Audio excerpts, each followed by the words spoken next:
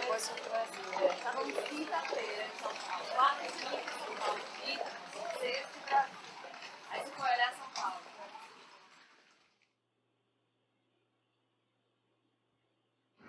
Atendi lá ontem 44 pacientes por dia.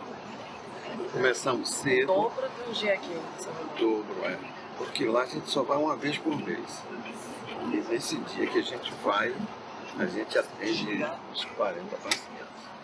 Geral, entre 35 e 45, a gente dá para espremer. A gente começa a atender às 7, 7h30, até tomar café e sobe logo para atender. A gente fica no mesmo hotel onde tem o consultório.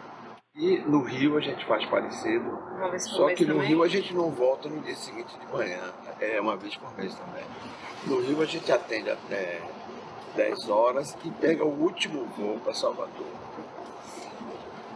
Isso não tem em Brasília, a gente não pode pegar um voo que sai às 11 horas da noite, porque não tem esse voo para Salvador, de Brasília. Mas do Rio tem. E aí a gente faz 6 estados, de maneira regular. Atendendo todas as regiões. Atendendo todas as regiões do Brasil. Muita presunção, né? Mas acontece que isso resultou do programa de televisão que eu fazia para a TV Bandeirantes e que era patrocinado e financiado pela TV Bandeirantes. Quer dizer, não era um patrocinador comercial, era o agente mesmo, a TV Bandeirantes que me patrocinava. Então, eles me pagavam. Isso foi uns 12 anos atrás que começou. E eles me pagavam para fazer um programa diário, matinal. E aquele programazinho ia num programa maior chamado Dia a Dia. E nesse Dia a Dia eu tinha um bloco chamado Rompendo Barreiras. Eu era o médico do programa.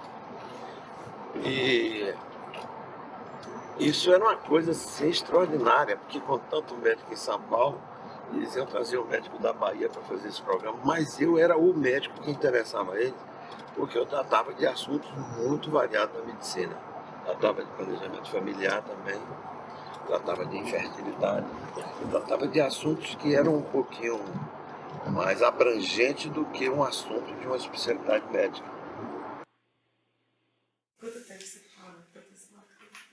18. Mãe, você contou uma história que eu não esqueci, assim. O que é que seus colegas disseram quando você saiu da Aliança Médica? Não, no Hospital Jorge Valente. Jorge Valente. E veio pra cá. Meus colegas só não, meu pai foi o pior de todos. Ele não acreditava que eu estava tomando uma decisão dessa, né? Porque eu tinha um cargo bom lá no Hospital Jorge Valente e resolvi largar de mão para aventurar trabalhar com o Dr. Esmar. E o Dr. Esmar me disse o seguinte, na entrevista que eu fiz com ele, porque eu fui trabalhar no CEPAL. O CEPAL é uma entidade sem fins lucrativos, né, que presta serviço à comunidade. Naquela época era só para pacientes carentes.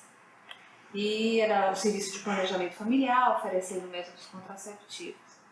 E eu aventurei em trabalhar com ele para ganhar metade do que eu ganhava. Entendeu? Porque eu disse, não, eu vou porque eu queria crescer, eu queria conhecer outros, vamos dizer assim, horizontes, né, da área de saúde. E ele me oferecia essa oportunidade de estar conhecendo a área da reprodução humana, que até então, para mim, eu não tinha, assim, muita experiência. E eu fui, aventurei e deu certo. E hoje você acompanha ele? Em todas as capitais, são 6 capitais, né, que a gente atende.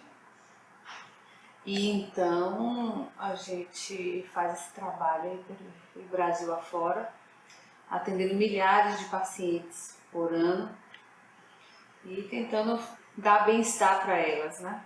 Em outros estados e outros países. E em outros países também, né? É verdade. Quando tem que viajar. Né? Tem que viajar. Miami, a gente tem ido nos Estados Unidos e França, e com mais rotina. E além disso, você ajuda a organizar os exames? Bom, então, a doutora Simar tem uma agenda muito difícil de estar vamos dizer assim, da gente mexer. Então, o que aconteceu? Ele centralizou a agenda dele na minha mão. Porque de posse dessa agenda, já que eu tenho que agendar as viagens, aí eu posso também agendar as entrevistas, né, os programas de televisão, as palestras e todo E a vida dele. É muito complicado.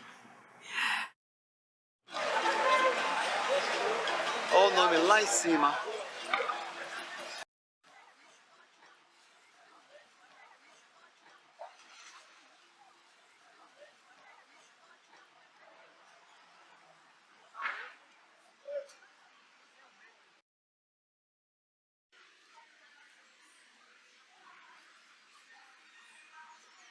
Eu tive um caso de amor com a Faculdade de Medicina, com este prédio que está sendo agora restaurado muito devagarzinho, mas eu tenho esperança de que ele seja totalmente restaurado, que é, inclusive, do ponto de vista arquitetônico, uma obra-prima que temos que conservar, e que foi a primeira escola de medicina do Brasil. E eu frequentei esse prédio desde garoto, porque o meu pai era professor aqui, na faculdade de farmácia que funcionava aqui no andar térreo. E eu vinha desde menino, sentava aqui e conhecia o prédio todo. Porque eu, como garoto, qual é o garoto que não faz isso? Tendo liberdade de ir nas bibliotecas, sabe? Assistindo os outros professores dando aula, chegar assim, meter o nariz para ver o que está se passando ali. Sentir o cheiro de cadáver, se assustar com o cadáver estendido na mesa. Aquilo despertava a minha curiosidade e também as minhas emoções. E frequentando como garoto, eu já me sentia como um estudante de medicina muito antes de fazer o curso secundário. Fiz o curso secundário vindo para cá procurar o meu pai, pegar o meu pai, servindo de motorista para o meu pai. E finalmente, quando eu entrei para a faculdade de farmácia, nos anos de 1949, me formei em farmácia em 1951. Lá se vão mais de 50 anos, portanto, meio século que eu frequento esse prédio. Aqui na praça, o pessoal fazia aquela demonstração de serpentes, tava aquele povo todo em torno, sabe? E a brincadeira era chegar ali e pegar no pé de alguém que tivesse assistindo. O cara dar um pulo.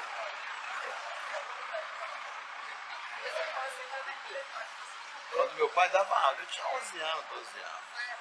Eu ficava sentadinho aqui, ó, fique quieto aí. Ele dava aula daqui. Aqui tinha um local para ele subir, né? E lá tinha uns assentos aí dos alunos. E ali no fundo tinha a parte toda de farmácia galênica, preparação de remédio. As pessoas aprendiam a fazer os remédios.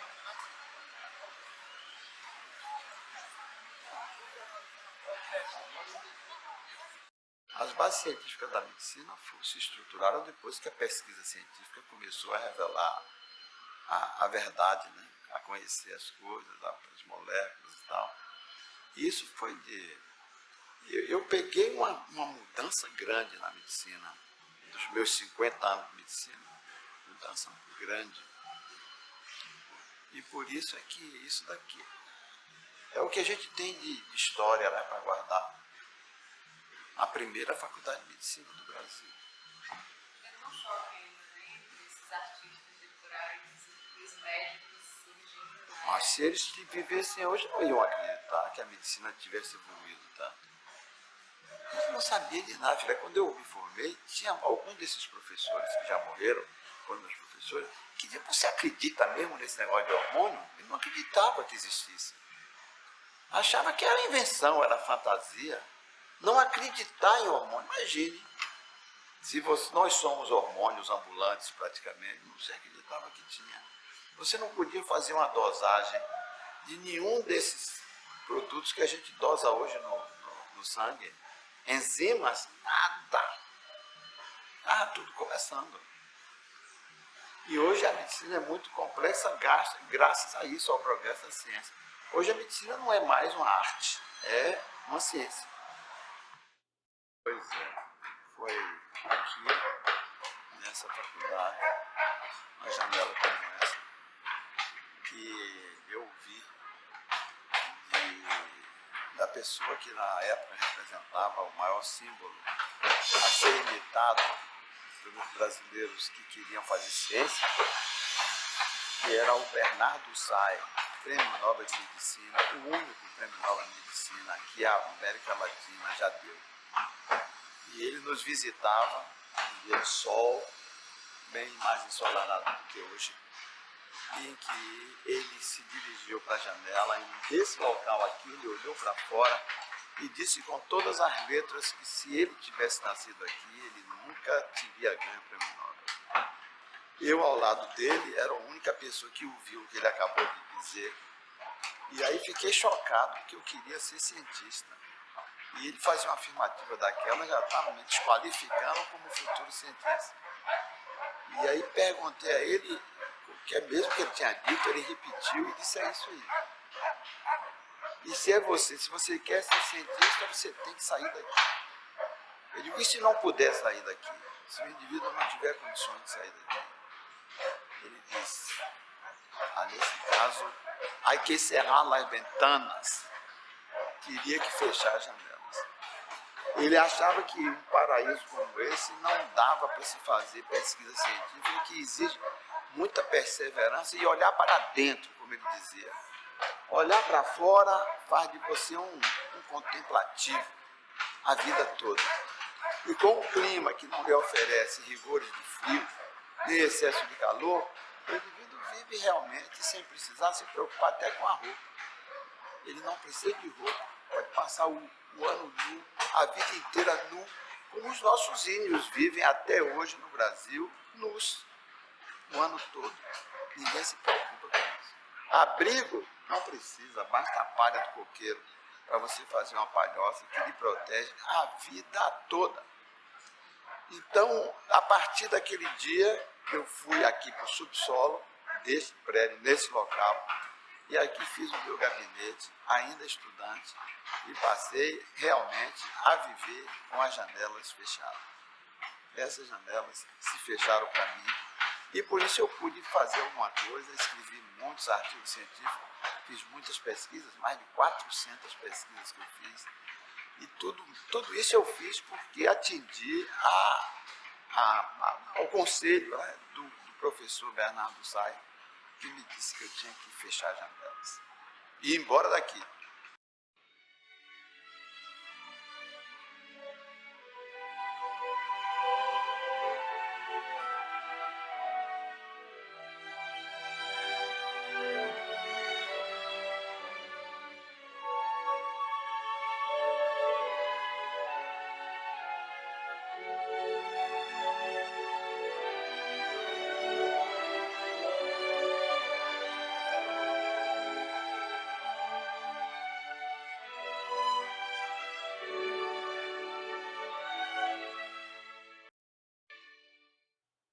Mais ou menos aí uns 15 a 18 anos que eu estou ao lado do Delcimar.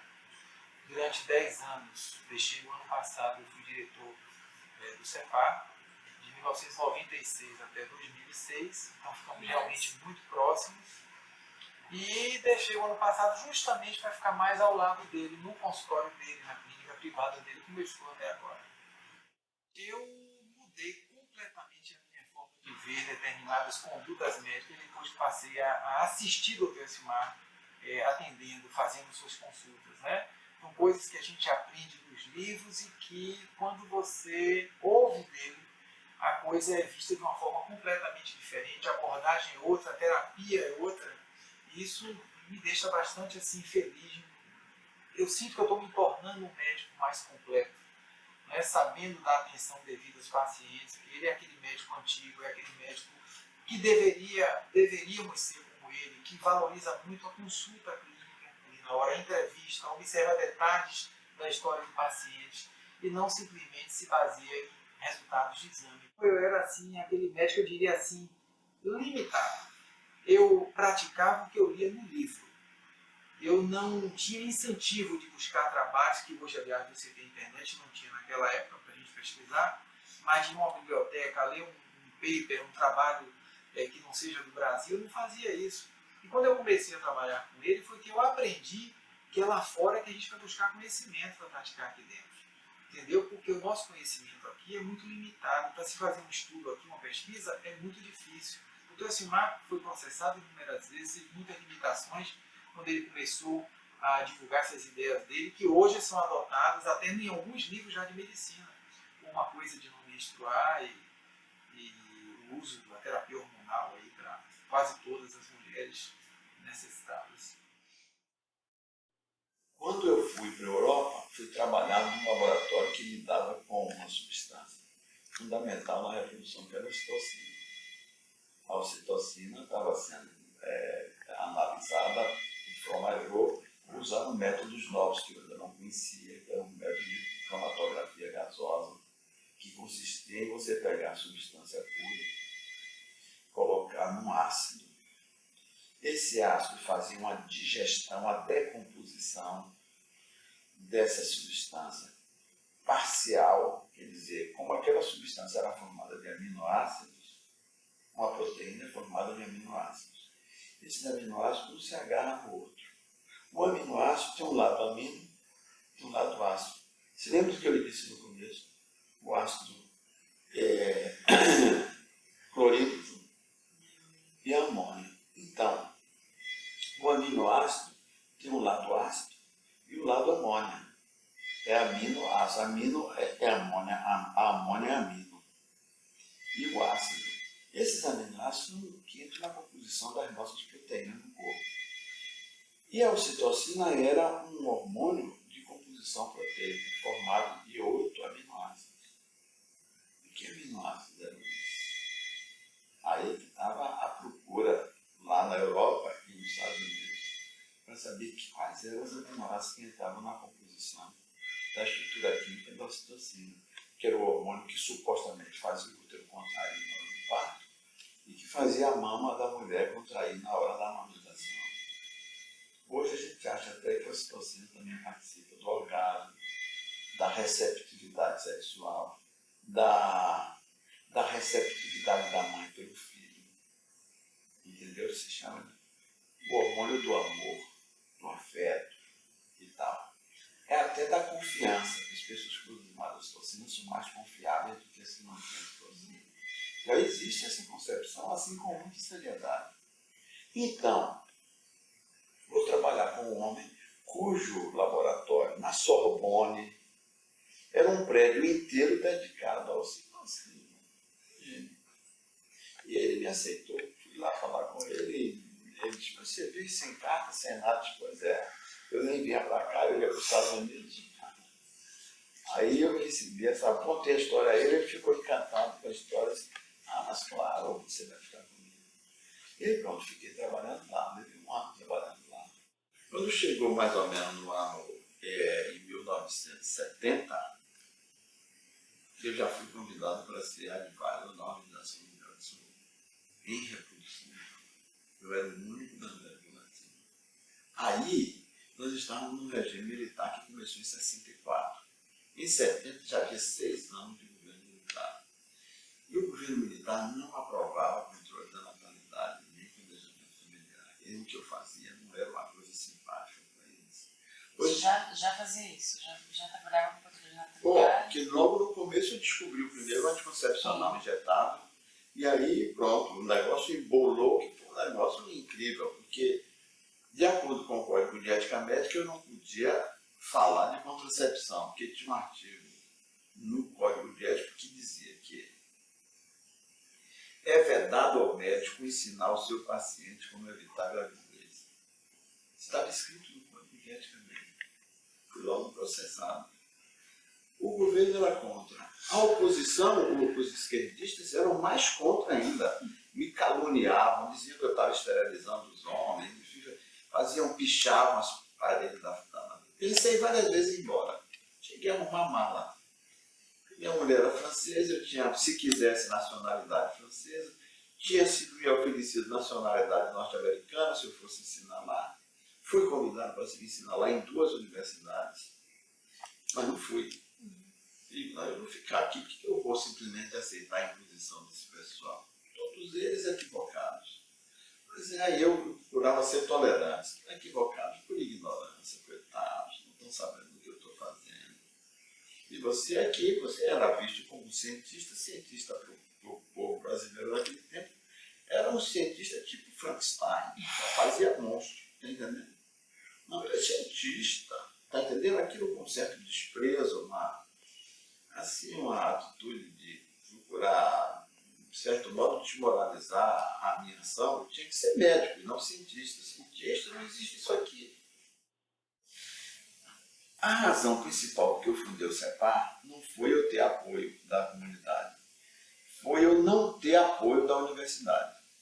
Porque lá onde eu trabalhava, na Climério de Oliveira, era um hospital escola da Universidade Federal da Bahia, que tem 2 hospitais escola, o Hospital das Clínicas e o Hospital Maternidade, que é um hospital especializado em parto e da assistência à reprodução. E eu morava na Climério, eu morava na maternidade. Também eu tinha carta branca, quem mandava lá era eu, com o apoio do professor Deodato. O professor Deodato dava carta branca para eu fazer o que eu precisasse fazer para manter aquilo como centro de pesquisa, o único na América Latina voltado para a reprodução humana. Mas, quando eu senti que as coisas estavam ficando difíceis, porque depois de 10, 15 anos de governo militar, o pessoal da esquerda começou a botar as manguinhas de fora, que acabou fazendo, inclusive, uma guerrilha contra o governo. E esse pessoal de esquerda comandava os estudantes esquerdistas na universidade. E bastava o Partido Comunista dar uma ordem que fazia uma greve estudantil, paralisava a Faculdade de Medicina. E isso era um desastre para a medicina, um desastre. A greve era comandada pelos estudantes que nem queriam ser médicos, eles queriam ser políticos. E eles falavam para os outros, vamos, e fechavam as portas, e eles é que mandavam. O estudante não votava coisíssima nenhuma, aí eles é que decidiam quando fazia ou quando não fazia greve. E como não eram eles que decidiam, era o Partido Comunista que queria, digamos, confrontar os militares que eram o governo, a maternidade começou a ser fechada pelos estudantes. E isso prejudicava a pesquisa científica, você não interrompe por causa de greve, não. Você tem que observar o objeto da sua pesquisa, que é um ser humano, que você está acompanhando uma gravidez. Você tem que saber o que está acontecendo com ela. Não pode passar 3 meses sem ir lá, não, que ela pode parir aonde que ela vai parir. Está entendendo? Com a maternidade fechada. E eu entrei em conflito com meus alunos por causa disso. Sabe? Isso não pode ser, mas o senhor tem que compreender, porque temos que afrontar, porque o governo, esse governo de direita. Eu digo, bom, isso não pode continuar assim, mas já que vocês vão fechar a maternidade, eu vou ter que fazer pesquisa fora da maternidade. E aí fundei o CEPAR. Depois de uma conferência que eu fiz no Rotary Club, eu fui surpreendido por uma oferta de ajuda financeira muito substancial, que mudou tudo.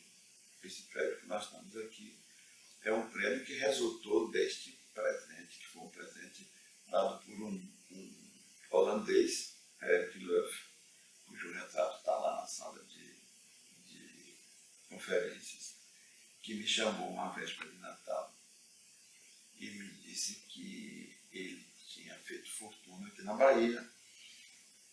Veio aqui depois da guerra, ele foi piloto de avião, mecânico, comandante de esquadrilha, foi muito medalhado pelo heroísmo dele, mas ele não queria mais saber da Europa depois da guerra, se mudou para a Bahia. E aqui ele enriqueceu, descobriu que a economia da cidade era baseada na venda de semente de cacau. Ele disse, você transforma isso em pó, vende chocolate por um preço maior, e passou da conversa para o ato, e aí ele fez a primeira fábrica, Joanes Industrial, que era uma fábrica de chocolate aqui na Bahia, e começou a ganhar dinheiro. Ficou rico. Não casou, não tinha família. A família dele na Holanda me disse que ele era rico, não precisava dele, nunca tomou conhecimento da existência dele.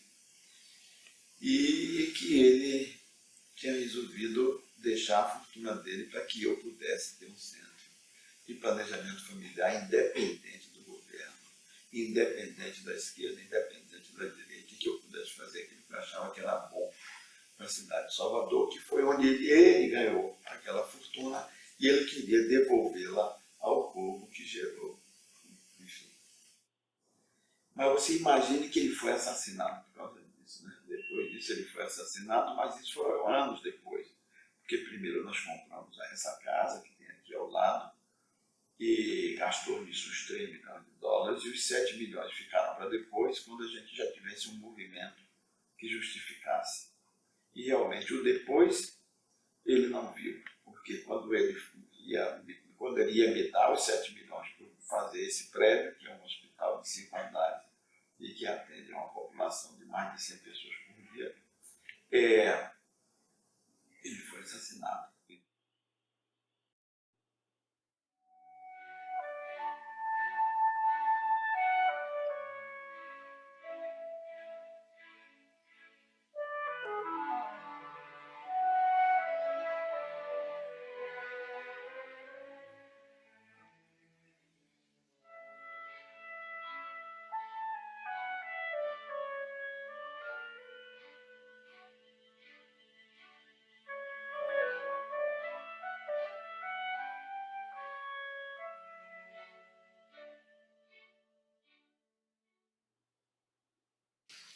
E a fazenda vai até lá.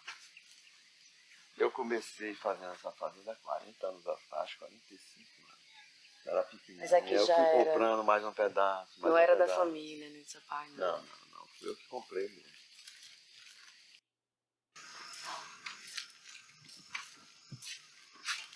E aí, meninos? Tudo bem? Ainda, né? Aí, ó. Tá um bichinho desse? Bichinho desse tem uns 6 meses 6 meses? de idade. Qual a raça dele? Esse é Nelore puro. Olha pra isso, ó. Meu Deus. Oh, meu Deus. Esse é muito amorzinho, sociável. Quanto tempo tá sendo uma criança? Tem 2 anos que a gente começou realmente a investir nessa parte de genética. E foi quando eu achei que havia uma esperança, um futuro para que conseguia fazer uma coisa dessa. Porque você esperar 2 anos, a vaca ter um filho, amamentar um filho durante 1 ano, se você vender por R$300, ele custava 400, você perdia 100. Quanto tempo, doutor Simão, que tá fazendo um trabalho de bebês de proveito? E os bebês de proveito nós começamos no ano passado. Tanto que a primeira leva, os primeiros animais nasceram já esse ano. Nós temos aí uma meia dúzia de nascidos esse ano. E no fim deste ano, começando esse mês que vem, a gente vai começar a ter nascimentos. Todo mês a gente vai ter nascimentos de meia dúzia de bebês de proveito.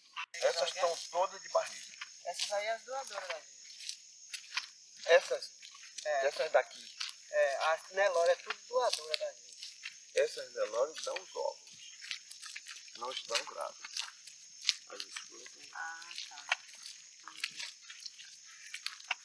Isso é vaca de raça, de leilão, que você compra para tirar ovos.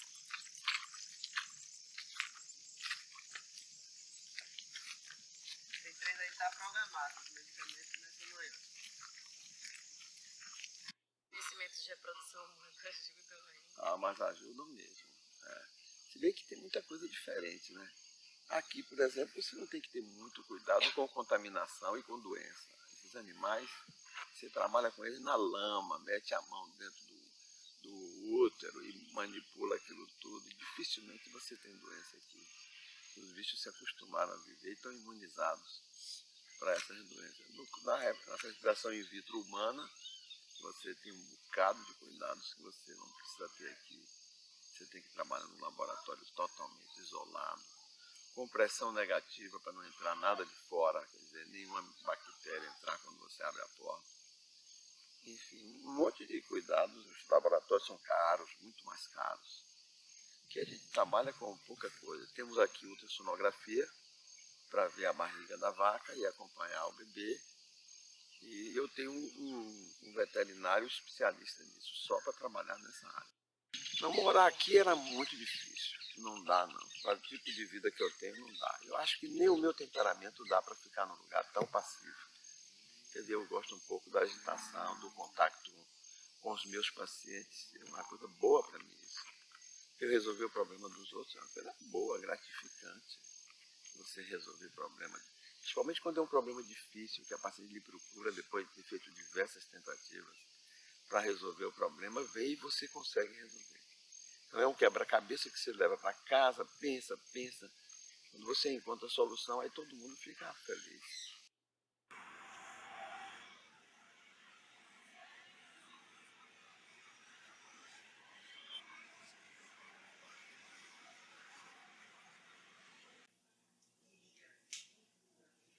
A vista daqui é parecida com a vida desse lado de cima.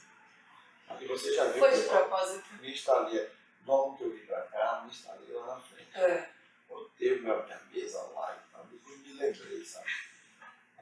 Disse, olha, aliás, quando eu me instalei lá, eu ainda não tinha recebido o conselho. Ainda não? Aí eu ficava aqui nessa primeira sala. Eu acho que foi justamente quando eu comprei isso aqui, que ainda estava tudo arrumado para a sala de lá, que eu recebi esse conselho.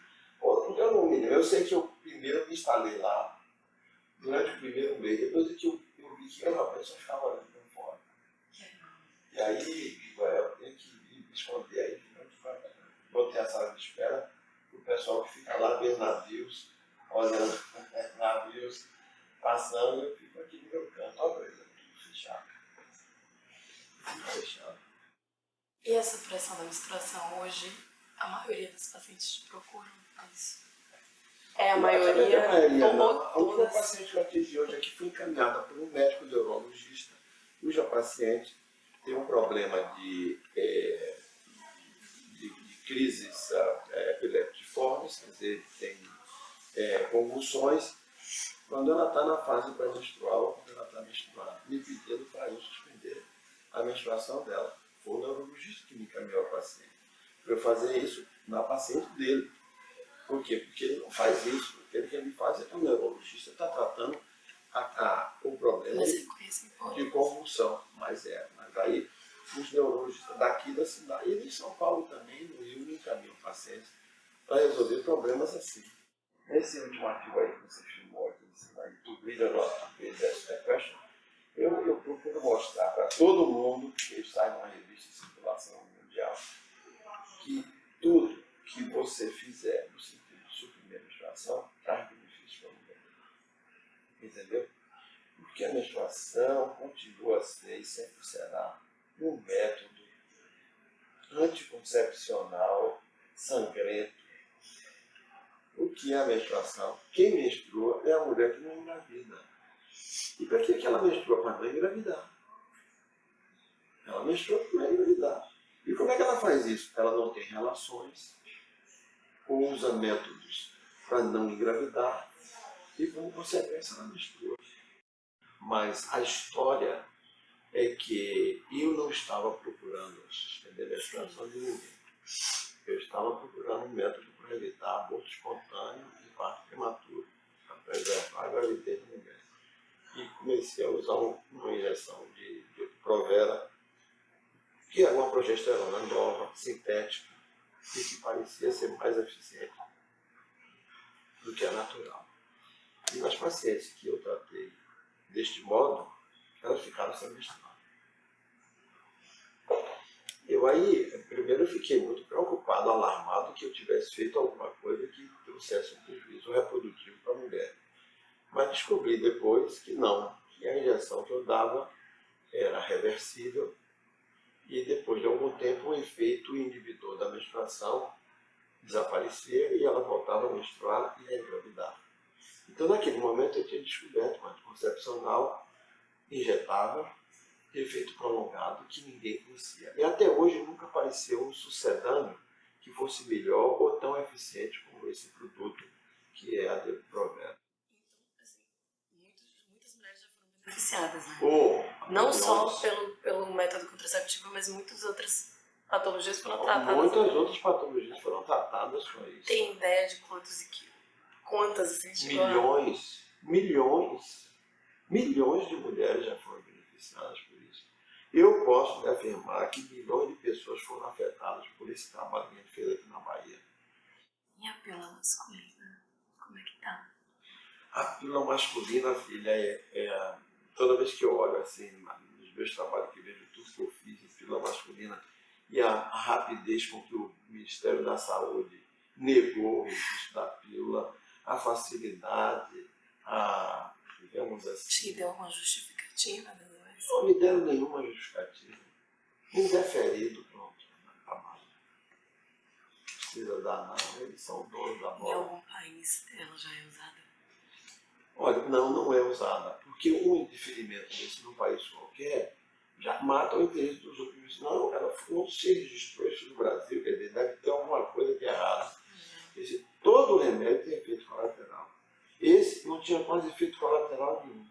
O efeito colateral dele era o efeito que a gente estava procurando, o efeito anticoncepcional, que ele tira a fertilidade do órgão. Ele é um produto natural extraído do algodão, que a gente dá um boi que a gente come para comer, entendeu? E o boi fica infértil. Mas a gente come a carne do boi, não é um problema, nada, não causa nenhuma doença em você. Mas isso não, mas você sabe, nós ainda somos muito machistas aqui.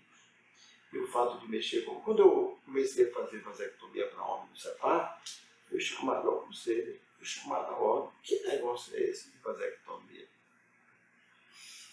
Na minha última leitura, eu li uma expressão do filósofo inglês, pouco conhecido, e que dizia, em referência a isso de efeito colateral, de índice de letalidade do remédio, tá? Diz que a vida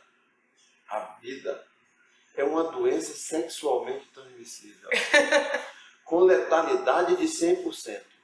Todos que resultam daquela relação sexual morrem.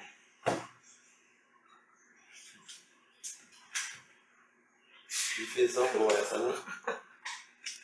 É isso que a vida é, ninguém escapa. Eu acredito que eu não teria tido filhos se eu não tivesse usado a medicação. Porque eu tive muito, na adolescência mesmo, eu tive muito problema. E nessa última hemorragia muito sérias. Não, e nessa última internação, que os médicos da emergência sugeriram fazer esterectomia de imediato, né? E aí eu já estava sendo acompanhada pelo Osmar desde o período que o Osmar estava naquele médico, ainda desenvolvendo o trabalho naquele médico que acompanhava, né? Ele sempre conta de como foi que minha avó pediu socorro. Ele disse, sua avó, em francesa, chegou com aqueles olhos azuis, toda descabelada no meu consultório. Doutor Simar, por favor, minha filha está morrendo. Aí que ele correu para o hospital para ver que... Porque naquela época foi justamente eu estava viajando, quando voltei com uma hemorragia séria que me internei, porque para fazer... Aí foi retirada a esterectomia.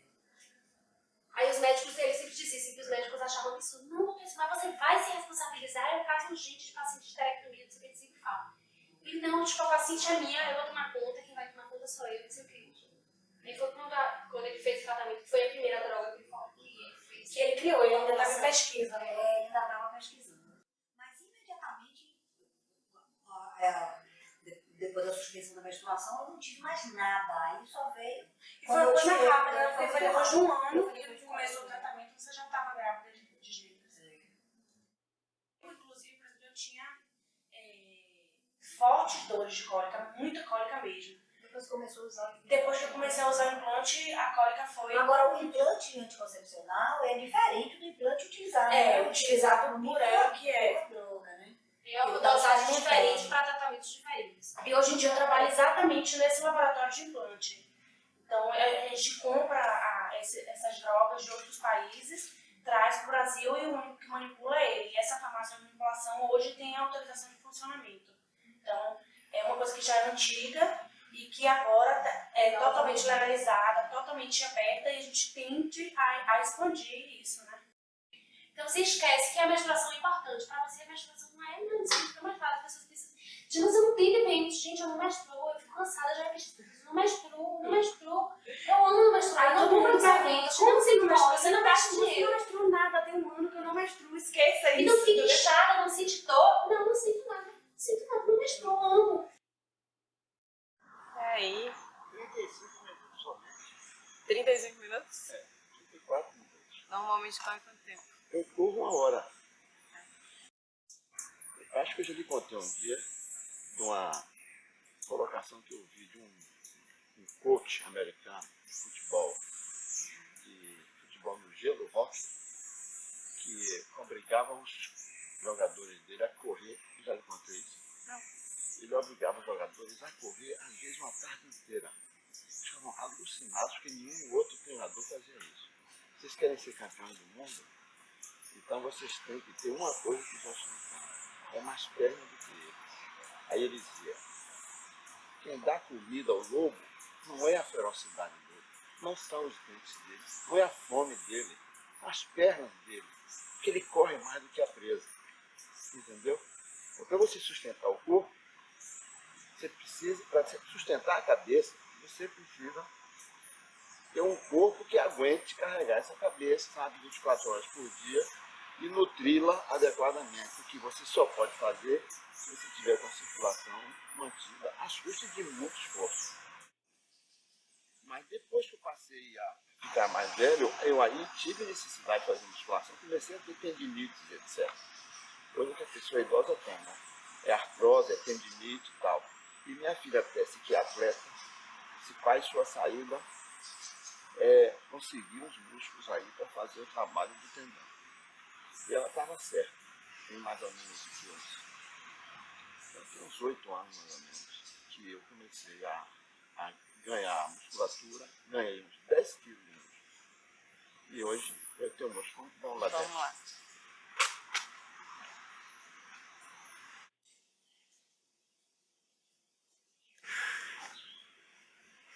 Para reforçar as pernas do lobo.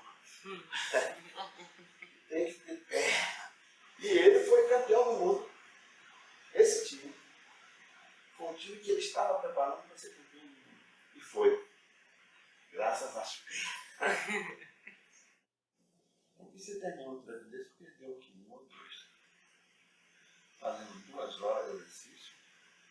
É que eu gosto de fazer. Aí está. Óleo de peixe.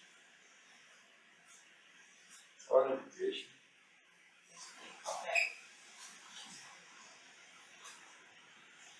Óleo de peixe. O branco é pó de articulação de tubarão. É o E pra que serve? para as articulações e os ossos. E o vermelhinho, cada cápsula dessa vale 100 gramas de tomate. Então eu estou fazendo uma pequena refeição aqui com 2 postas de peixe. Isso é extraído de 2 postas de peixe. Articulação de tubarão. Você vê que o tubarão, o corpo dele dobra todo, faz curva. E aqui extrato de tomate. Quer dizer, extrato do tomate, de onde você retira o pigmento vermelho, que é protetor da próstata. Serve para homens também. Então, estou aqui fazendo uma pequena refeição, uma sopa, com esse material. E aí, tomo um suco de cenoura, com laranja,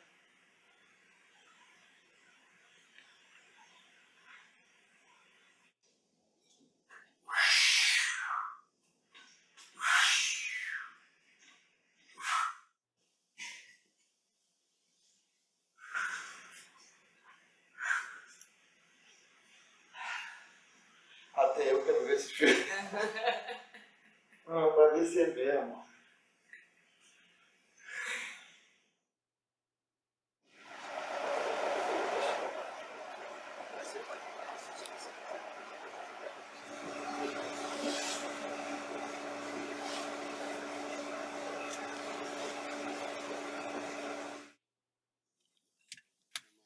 Tem aquela canção de Caim que diz: vamos chamar o vento. Mas olha aí, silêncio. Você joga essa almofadinha pra mim? Hã? Beleza? Quanto tempo eu desse uma intensidade? Já tenho ele há 20 anos. E tem o marinheiro também há 20 anos. É o meu tempo. O É o meu barco tempo. É o meu tempo. É. É o que eu mais gosto. É verdade. Aliás, eu comprei o barco e já estava com ela aí. Mas você já teve outros barcos? Não, Não? nunca tive, não. Eu viajava no barco dos outros. Nesse mesmo eu fiz vários anos que eu frequentava esse barco, o dono era meu amigo e nós fazíamos a passeio juntos. Ele estava separando da mulher também. Então nós ficamos os dois solteiros, aí, viajando pela Bahia, conhecendo esse mundão aí de barco, 2 madurões, cabelo grisalho, o cabelo dele já era branco. Então quando eu apresentava esse, não, esse daqui é meu pai e tal.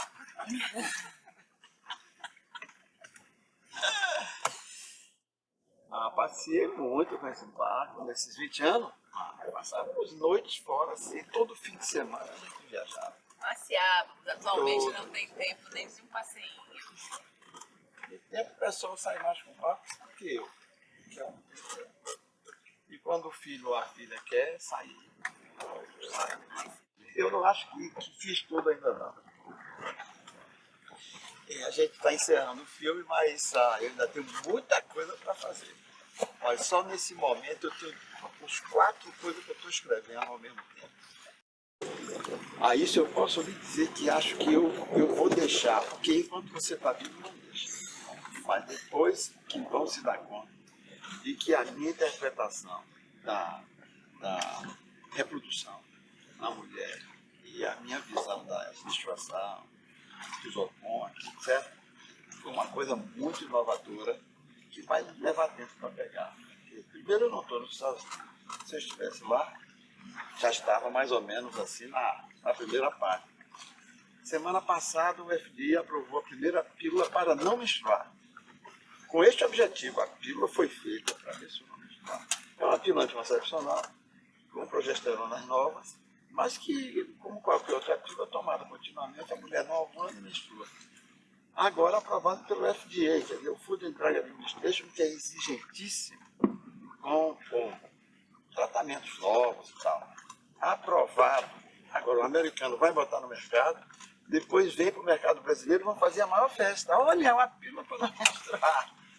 Quando há mais de 20 anos, 20, 30 anos que eu estou batendo nessa tecla, depois que eu for daqui, que eu não estiver mais no palanque, vão se valer da minha experiência para fazer sabe, olha, ele era brasileiro, viu? Está entendendo? No momento não. Eu fiz tudo que eu queria fazer, mas eu digo isso, que a minha vida não começa nem termina. Porque quando dizem que começa quando o espermatozoide fertiliza o ovo, eu digo negativo. O espermatozoide já era vida, o ovo também. Então vai mais para trás, que é começar com o ovo normal. Então não é. Então, essa posição minha, eu acho até que é uma espécie de recurso para você não ficar tão desesperado que um dia você vai embora. Quer dizer, a ideia de que você vai se transformar. O que vai embora é o personagem que você está representando no momento. E por acaso é um ser humano, podia ser outro bicho. Espero que não fosse um bicho desses que moram no intestino da gente, mas pode ser outros bichos, qualquer bicho, pode ser um cavalo, pode ser uma ave, pode voar alto e tal.